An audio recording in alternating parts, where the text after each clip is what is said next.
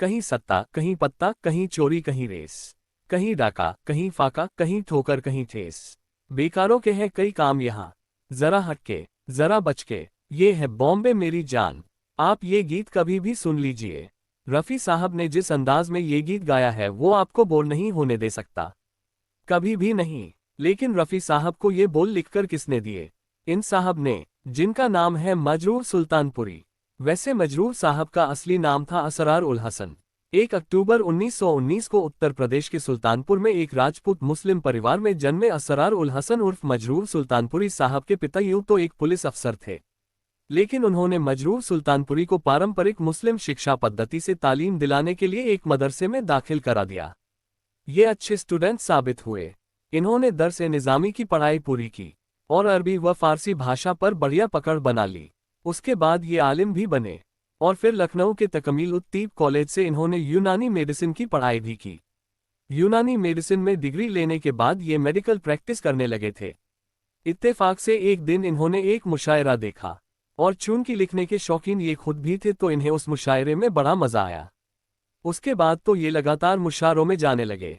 कई मुशायरों में इन्होंने खुद की लिखी गज़लें पढ़ना शुरू कर दिया और फिर एक मुशायरे में इनकी मुलाकात हुई उस वक्त के बहुत बड़े शायर जिगर मुरादाबादी से। इन्होंने जिगर मुरादाबादी से गुजारिश की कि वो इन्हें अपना शागिर्द बना लें। इनकी लेखनी से जिगर मुरादाबादी अच्छे खासे प्रभावित थे, सो उन्हें भी इन्हें अपना चेला यानी शागिर्द बनाने में कोई हर्ज नहीं हुआ। बस फिर तो असरार उल हसन उर्फ मजरूर सुल्तानपुरी साहब ने यूनानी मेडिसिन की अपनी प्रैक्टिस छोड़ी और खुद को पूरी तरह से शेरो शायरी को समर्पित कर दिया। ये मजरूर सुल्तानपुरी ही थे जिन्होंने उर्दू का एक बड़ा मशहूर शेर लिखा था। वो शेर है, मैं अकेला ही चला था जानिब मंजिल मगर लोग साथ आते गए और कारवां बनता गया। वैसे ये बात भी जानने लायक है कि मजरूर सुल्तानपुरी फिल्मों के लिए कभी लिखना ही नहीं चाहते थे। तो फिल्मी दुनिया में मजरूर सुल्तानपुरी कैसे आए, चलिए ये किस्सा भी जान लेते हैं। तो हुआ कुछ यूं था कि साल 1945 में मजरूर सुल्तानपुरी एक मुशायरे में शिरकत करने बॉम्बे यानी मुंबई गए थे।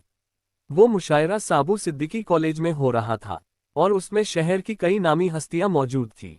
जब मजरूर सुल्तानपुरी साहब ने मंच पर आकर अपनी गज़लें पढ़नी शुरू की तो तालियों की गड़गड़ाहट थमने का नाम ही नहीं ले रही थी। दर्शक मजरूर सुल्तानपुरी, इस वक्त तक इन्होंने अपना पेन नेम मजरूर सुल्तानपुरी कर लिया था, कि गज़लों को बड़ा पसंद कर रहे थे। उन्हीं दर्शकों में उस वक्त के बहुत बड़े फिल्म प्रोड्यूसर आर कारदार भी मौजूद थे। कारदार साहब भी इनकी लिखाई के मुरीद हो गए। उन्होंने इनके उस्ताद जिगर मुरादाबादी से इनके बारे में बात की। कारदार साहब ने जिगर मुरादाबादी से कहा कि वो इस लड़के से पूछे कि ये फिल्मों के लिए भी लिख सकता है। मजरूर सुल्तानपुरी तक जब आर कारदार की ये बात पहुंची तो उन्होंने इनकार कर दिया, और वो इसलिए क्योंकि उस जमाने में फिल्म इंडस्ट्री से जुड़े लोगों को समाज में अच्छी नज़रों से नहीं देखा जाता था। तब जिगर मुरादाबादी ने इन्हें समझाया कि अब माहौल बदल रहा है, फिल्मों के लिए लिखोगे तो अच्छे पैसे मिलेंगे और घर चलाने में आसानी हो जाएगी। उस्ताद की बात मानकर मजरूर साहब ने कारदार साहब का ऑफर स्वीकार कर लिया। आर कारदार इन्हें ले गए उस वक्त के नामी संगीत निर्देशक नौशाद साहब के पास। चूंकि नौशाद साहब उस दिन इनसे पहली बार मिले थे तो उन्होंने इनका टेस्ट लिया। नौशाद साहब ने मजरूर सुल्तानपुरी को एक ट्यून सुनाए और कहा कि इस ट्यून के हिसाब से कुछ लिखो। मजरूर सुल्तानपुरी ने नौशाद साहब से आधे घंटे का समय मांगा और फिर महज 10 मिनट में ही मजरूर सुल्तानपुरी नौशाद साहब के पास आए और उन्होंने 2 लाइनें नौशाद को सुनाई।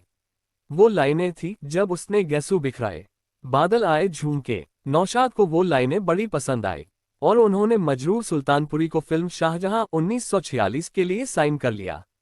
और इस तरह साल 1946 में आई शाहजहां फिल्म से मजरूर सुल्तानपुरी साहब का फिल्मी सफर शुरू हो गया। शाहजहां में कुल 9 गीत थे, जिनमें से 7 गीत मजरूर सुल्तानपुरी ने लिखे थे। बाकी 2 गीत लिखे थे खुमार बाराबंकवी साहब ने। उनकी कहानी भी किसी दिन कही जाएगी। वैसे शाहजहां फिल्म में मजरूर सुल्तानपुरी जी का लिखा जब दिल ही टूट गया, हम जी के क्या करेंगे, जिसे महान के एल सहगल साहब ने अपनी आवाज दी थी, वो गीत बड़ा पसंद किया गया था। शाहजहां फिल्म से मजरूर सुल्तानपुरी का डंका पूरे बॉलीवुड में बज गया। इनसे गीत लिखाने के लिए फिल्म इंडस्ट्री में लोग उतावले हो उठे। शाहजहां के बाद इन्होंने कई बड़ी फिल्मों जैसे नाटक 1947, डोली 1947 और अंजुमन 1948 के लिए भी गीत लिखे। लेकिन ये शोहरत की बुलंदियों पर पहुंचे 1949 में आई महबूब खान की फिल्म अंदाज से। जी हाँ, वही अंदाज जिसमें पहली व आखिरी दफा राज कपूर व दिलीप कुमार जैसे सितारों ने साथ काम किया था। और हीरोइन थी नरगिस। मजरूर सुल्तानपुरी ने अंदाज फिल्म में 9 गीत लिखे थे और सभी गीत सुपरहिट साबित हुए थे। अब बात करते हैं उस किस्से की जब मजरूर सुल्तानपुरी को जेल जाना पड़ा था। दरअसल मजरूर सुल्तानपुरी हमेशा से आफ्ट विचारधारा के समर्थक थे और विचारधारा की वजह से ही उनकी दोस्ती बलराज साहनी साहब से हुई थी। मजरूर सुल्तानपुरी लिरिसिस्ट तो थे ही, साथ ही एक नोटेबल उर्दू शायर व लेखक भी थे। उन्होंने कई किताबें भी लिखी थी। प्रोग्रेसिव राइटर्स मूवमेंट का वो बहुत बड़ा नाम थे। साल 1949 में एक दफा मजरूर सुल्तानपुरी अपने कुछ साथियों के साथ मिलवर्कर्स के लिए एक मीटिंग का आयोजन करने जा रहे थे। उस प्रोग्राम में इन्होंने देश के पहले प्रधानमंत्री पंडित जवाहरलाल नेहरू के खिलाफ एक कविता पढ़ी थी। इनकी उस कविता की वजह से बहुत बवाल हुआ। इनसे माफी मांगने को भी कहा गया, लेकिन इन्होंने माफी नहीं मांगी और उस वक्त की सरकार ने इन्हें जेल में बंद कर दिया। और केवल इन्हें ही नहीं, इनके साथ बलराज साहनी व इनके कुछ दूसरे साथियों को भी जेल में बंद कर दिया गया। 2 सालों तक ये जेल में रहे। जेल में रहते हुए भी इन्होंने कई गीत व कविताएं लिखी थी। 2 साल बाद इन्हें जेल से रिहा कर दिया गया।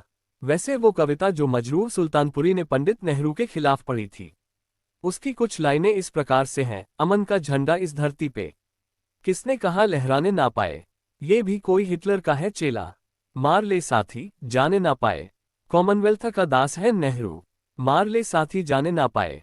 चलिए जब इतनी बातें हो गई है तो मजरूर साहब से जुड़ी कुछ और दिलचस्प बातें जो हैं उन्हें भी जान लेते हैं। मजरूर सुल्तानपुरी एक ऐसी शख्सियत थे जिन्होंने हिंदी सिनेमा को एक से बढ़कर एक गीत दिए, लेकिन फिर भी वो फिल्म इंडस्ट्री की बहुत ज्यादा तारीफें नहीं करते थे। वो कहते थे कि मैं कभी अपने लिखे गाने नहीं सुनता, ये हिंदी फिल्में सब नौटंकी हैं। और आपको जानकर हैरानी होगी कि मजरूर सुल्तानपुरी को उनके शानदार गीतों के लिए कई दफा कई बड़े खिताबों से नवाजा जा चुका है। मजरूर सुल्तानपुरी वो पहले गीतकार थे जिन्हें हिंदी सिनेमा के सबसे प्रतिष्ठित दादा साहेब फाल्के पुरस्कार से सम्मानित किया गया था। मजरूर साहब की डेथ 24 मई सन 2000 को हुई थी। जिस वक्त उनकी मौत हुई थी उस वक्त उनकी उम्र 80 साल थी। और यकीन कीजिएगा दोस्तों, जिंदगी के आखिरी वक्त तक मजरूर साहब गीत लिखते रहे थे। 2 फिल्में तो ऐसी हैं जिनके गीत मजरूर साहब ने लिखे थे और वो उनकी मौत के बाद रिलीज हुई थी। ये फिल्में थी शाहरुख जूही की 1-2 का 4 और रेखा व नसीरुद्दीन शाह की मुझे मेरी बीवी से बचाओ। ये दोनों फिल्में साल 2001 में रिलीज हुई थी। मजरूर साहब की पर्सनल लाइफ पर नजर डालें तो पता चलता है कि इनकी शादी फिरदौस जहां सुल्तानपुरी जी से हुई थी।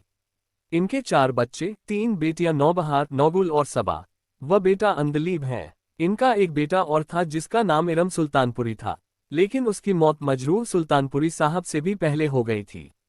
#मजरूर सुल्तानपुरी #जवाहरलाल नेहरू।